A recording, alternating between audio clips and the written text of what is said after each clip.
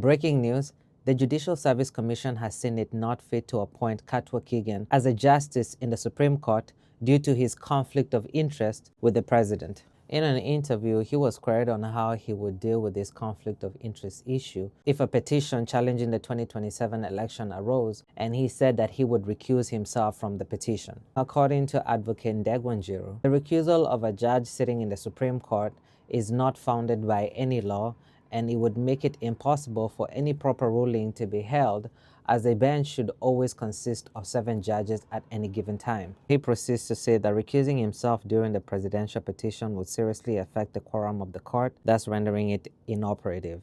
This means that the Supreme Court would never have the jurisdiction to hear the petition, which means that in case William Ruto wins, he cannot be challenged, because there wouldn't be enough on the bench to actually have a tiebreaker, which is what Miguna here is saying, that Katwa Kigen would prefer deadlock, which would mean that the incumbent would have to continue by default, which is really dangerous. In his place, the Judicial Service Commission has chosen to appoint Mohammed Warsam as a new Supreme Court judge. But when it comes to this gentleman, they still more than meets the eye. One reporter on X posted this, saying that William Ruto actually wanted Judge Mohammed Warsam to be the IEBC chairman.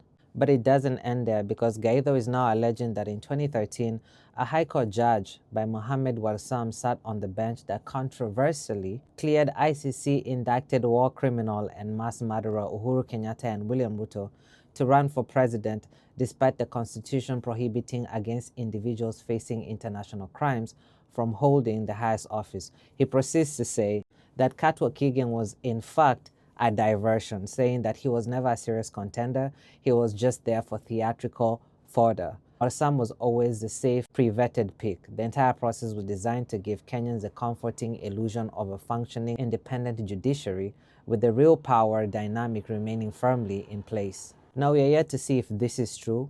At some point, Uhuru Kenyatta decided not to sign off on some judges that were picked by the Judicial Service Commission because he didn't agree with them. So if the situation is the same and William Ruto preferred Katwa Kigen instead of Mohammed Warsam, we will see if he chooses to sign off on it or not. That's it for me on this segment. I'll see you guys on the next one.